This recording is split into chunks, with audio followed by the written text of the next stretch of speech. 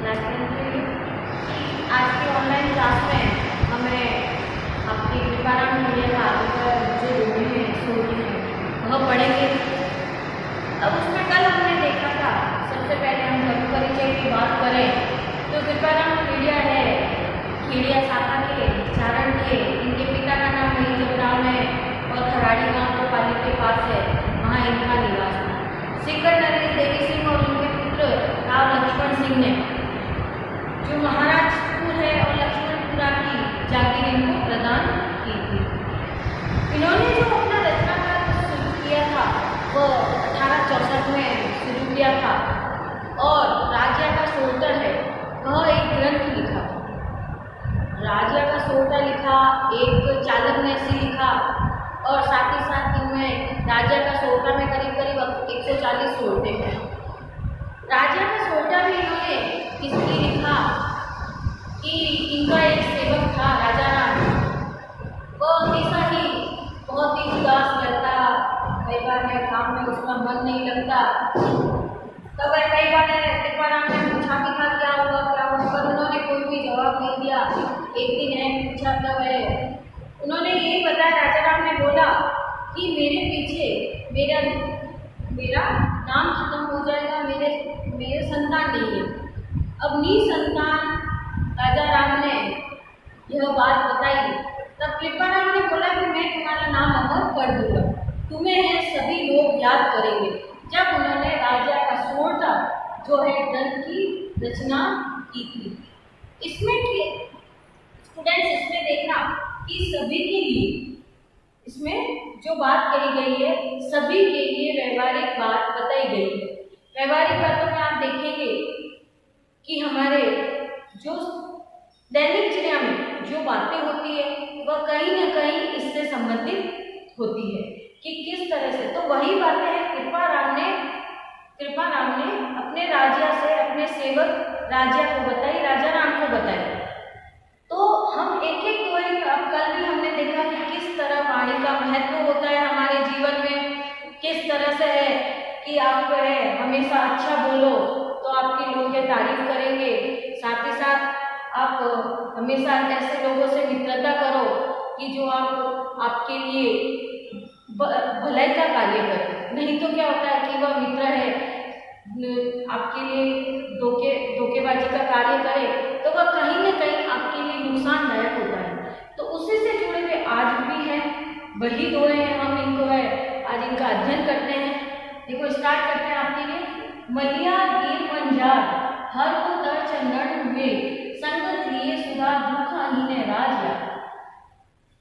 कल भी ये भी संगति की बात बताई, ये भी संगति की बात बताई कि मलयागिरी पर्वत पर है चंदन के वृक्ष होते हैं।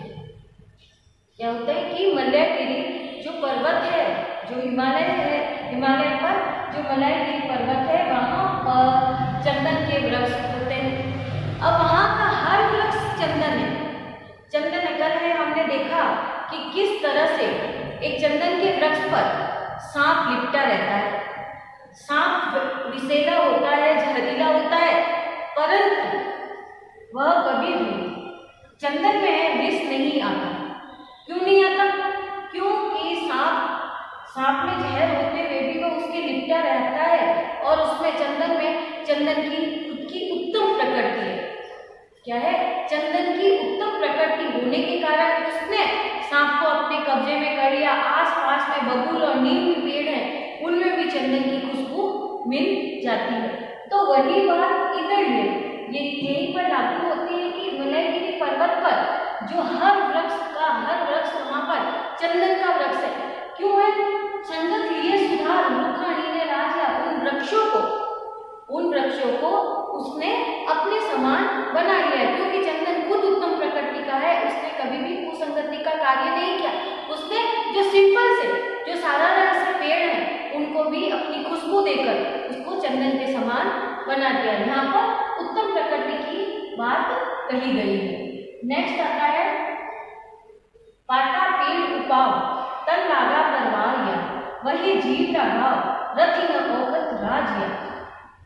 ये तो हमारे डेली रूटीन से जुड़ी हुई बात बताई हमारी ये बात जो है हम हर जगह पढ़ते भी हैं, हर जगह सुनते भी हैं, हम अपने दोस्तों के साथ, हम अपने परिवार में भी देखते हैं कि जब है हमारे तन पर तलवार के घाव लग जाते हैं, जब हमारे तन पर तलवार के घाव लग जाते हैं तो उसको पाटा पीट करके उस पे है दवाई मलहम लगाकर हम उसको ठीक कर देते हैं।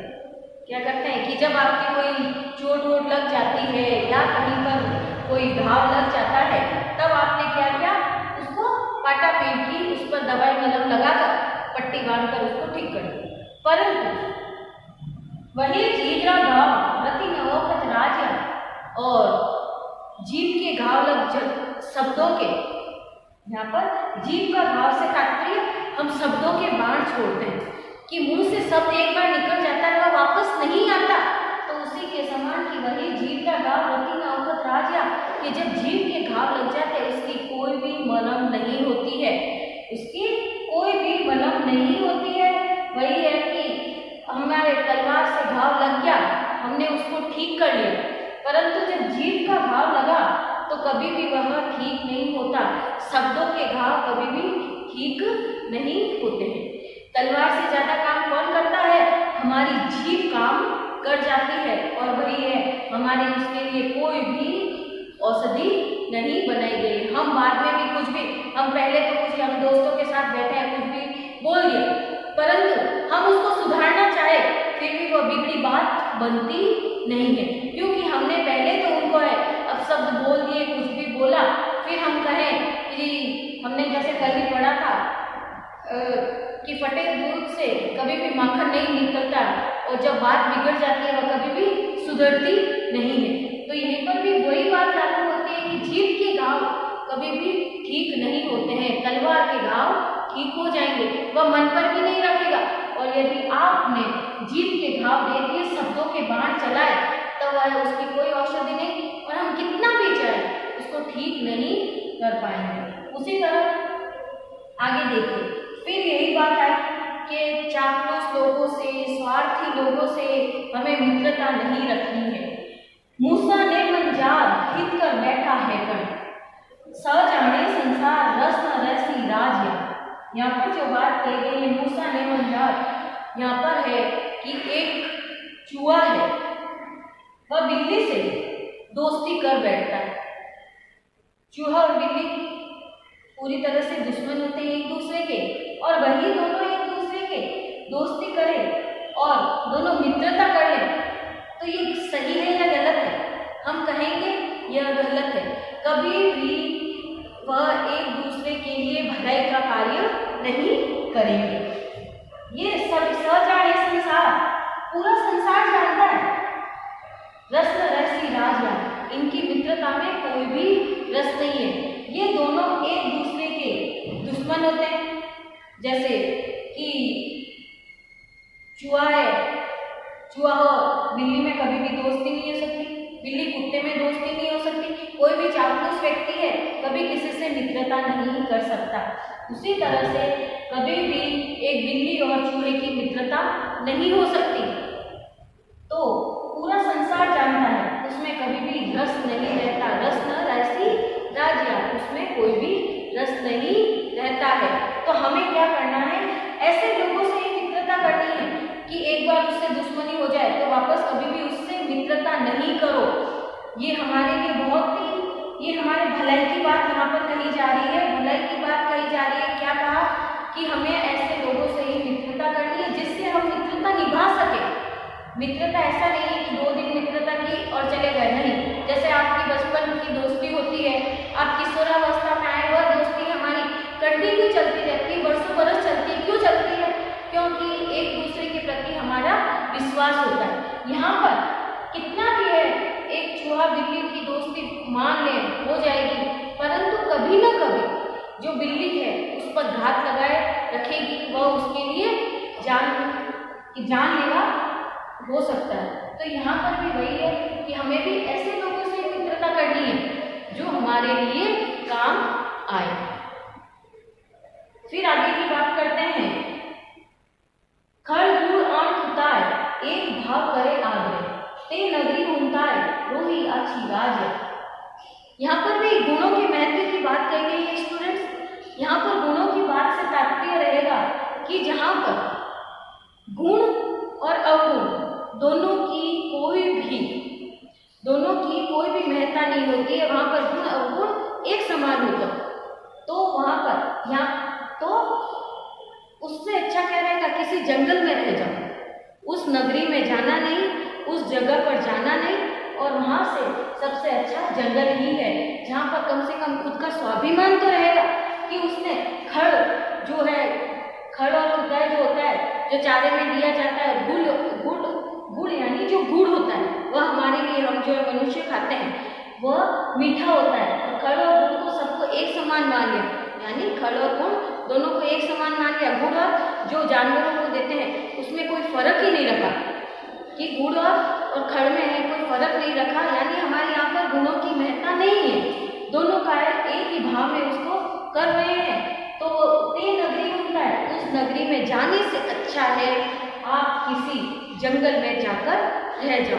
अब जब आपकी बात करें, एक डॉक्टर आया या कोई है अच्छा सा पढ़ा लिखा श्रेष्ठ व्यक्ति आया, सज्जन व्यक्ति आया, परंतु वहाँ पर एक मूर्ख भी आया, वहाँ पर दोनों जगह पर मूर्ख भी आए और एक सज्जन व्यक्ति भी आए, तो उसका कोई भी मान नहीं दिया जा रहा है। सज्जन व्यक्ति को मान नहीं दिया जा रहा है, मूर्ख बोले जा रहा है, उसको मान दिया जा रहा है। सज्जन व्यक्ति कुछ भी नहीं बोले, वो बोल रहा है, फिर भी उसकी कोई भी देखता भी नहीं है, तब हम क्या कहेंगे, यहाँ पर कोई भी मतलब नहीं है, यहाँ पर आपके गुणों को कोई भी महत्व नहीं दिया जा रहा है। तो उससे अच्छा क्या होगा, किसी जंगल में जाकर बस जाओ, वहां पर कम से कम खुद का स्वाभिमान तो रहेगा।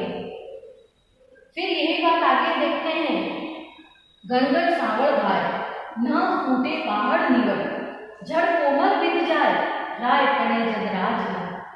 ये बात देखो बेटा, ये जो दोहा आया है बहुत अच्छा श्रेष्ठ दोहा जिसे माने। क्यों मानेंगे श्रेष्ठ दोहा, कि ये हमारे परिवार से संबंधित रह जाता है। ये जैसे हम माने, हमारे परिवार से संबंधित माने, चाहे हमारे मित्रता से दोस्ती से संबंधित माने।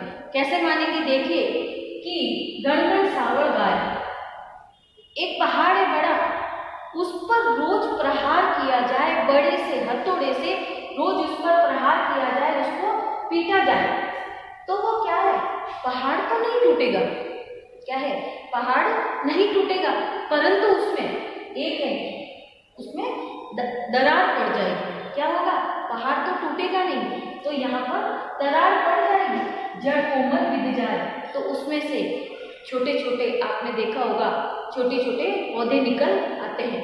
वह क्यों आए, अब इसको हम अपने व्यवहारिक बात में समझें कि हम घर में हैं, रिश्तेदारी में हैं, बहुत ही संभल कर रहते हैं, एकजुट होकर रहते हैं। यहाँ पर एकता की बात कही गई है, मित्रता में भी माने तो एकता की बात कही गई है कि हमें हमेशा मित्र बनकर रहना है, हमें हमेशा एकजुट होकर रहना चाहिए। नहीं तो क्या होता है, कोई दुश्मन आया, कोई चापलूस व्यक्ति आया, आपकी मित्रता को, आपकी रिश्तेदारी में है, फूट पड़ाना चाहता है, तब क्या होगा, आप में फूट तो नहीं पड़ेगी, क्या होगा, आपके फूट तो नहीं पड़ेगी, परंतु कहीं ना कहीं रिश्तेदारी में हमारे, जैसे हम एक छोटा सा उदाहरण ले, हम अपने परिवार का, कि आज है आप दो भाई हो, कि दो भाइयों में बहुत ही अच्छी सी एकजुटता है, हमेशा दोनों एक दूसरे के प्रति बहुत ही आदर रखते हो, बड़े ही प्रेम से रहते हो, उनका जो परिवार है, उनकी पत्नी बच्चे सब है, मिलकर रहते हैं, जो भी काम काज वो मिलकर करते हैं, परिवार में भी सब है, आना जाना, परंतु लोगों को नहीं सुनाता, तब क्या करते हैं लोग, उस पर एक भाई को दूसरी बात कहते हैं, एक भाई को, दोनों के खिलाफ भड़काते हैं। अब दोनों भाई है, एक साथ रह तो रहे हैं, परंतु कहीं ना कहीं उनके बीच में दरार पड़ रही है, वह दिखा तो नहीं रहे, परंतु उनमें दरार पड़ रही है। तो वही बात यहाँ पर है कि अब वो रोज रोज पहाड़ को तोड़े तो वह पहाड़ तो टूटेगा नहीं, परंतु उसमें दरार पड़ जाती है, उसमें से कुछ न कुछ छोटे छोटे पौधे निकल आते हैं। तो ये भी है, भाइयों की बात करें तो, कि दोनों भाइयों में है, आपस में दरार पड़ रही है, पूरी तरह से वो टूटेंगे तो नहीं, बाहर तो एकजुट से दिखाएंगे, परंतु उनके मन में कहीं ना कहीं एक दूसरे के प्रति कुछ न न कुछ ऐसे भाव आ जाएंगे जो है गलत लगते हैं। तो हमें हमेशा बाहर के लोगों की बात नहीं माननी। यहाँ पर जो उदाहरण रहा जाएगा कि हमें कभी भी किसी भी कोई आप दोनों भाई अच्छे से रहते हैं, दो भाई हैं अच्छे से रह रहे हैं, कोई आपको है अपने भाई की जब कोई बात कहे, गलत बात कहे, आप है फटाक से कह दो नहीं हम अपने आप ही देख लेंगे, तो वह कभी भी है वापस आपको कुछ भी है उसके बारे में नहीं कहेगा।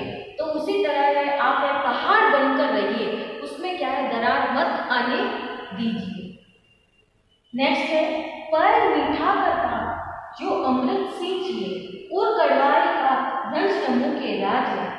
हम किसी पेड़ में है हम अमृत सींचे तो वह क्या है मीठी वस्तु बन जाए। किसी को हम कहें उसको मीठा करें तो वह पकवान, किसी वस्तु में हम मीठा उसमें शक्कर मिलाओ, गुड़ मिलाओ तो वह क्या है एक पकवान बन जाता है, बनता है। जो अमृत सींचिए उसमें हमें अमृत सींचे तो वह है मीठी वस्तु बन जाती है। और कड़वाई का रंज मुँह के राज है। पर हम देखें जो आँख होता है, आँख में हम कितना भी अमृत सींच लो, उसमें मीठा सींच लो, कितना भी ये शक्कर का पानी डालो, चाहे कुछ भी करो, परंतु रंज मुँह के राज है वह बिल्कुल भी उसमें बदलाव नहीं आएगा, वह वैसा कि वैसा रहेगा। तो कहते हैं कि जो कड़वा होता है कभी भी उसकी कड़वाई नहीं जाती है, अर्थात जो कड़वा होता है उसकी कड़वाई नहीं जाती है, वह बिल्कुल भी नहीं बदलता है। कहा भी गया है यहाँ पर कि रस्सी को जला दो, वह रस्सी तो जल जाएगी परंतु उसके बल नहीं जलते हैं। तो वही यहाँ पर है कि हमेशा है मीठा बन के रहिए, लोग आपके लिए तरसेंगे हमसे मीठा बोले, और हमेशा लोगों से मीठा रखना है। मीठा से मतलब आपको स्वभाव अच्छा रखना है, और आप में है कड़वाई की कि आप में स्वभाव बदल जाएगा, 10 साल बाद देखेंगे उसका स्वभाव बदल जाए, परंतु ये नेचुरल है, कभी भी है आपका स्वभाव नहीं बदलेगा। क्या है आपका स्वभाव कभी भी नहीं बदलता है। तो हमें हमेशा ध्यान रखना है कि लोगों से हमें अच्छी बातें पढ़कर, अच्छी ज्ञान बढ़कर के किताबें पढ़ो, आप अपने स्वभाव में बदल लो, अपने स्वभाव में बदलाव लाओ, तो लोग आपसे मिलने को आतुर रहेंगे।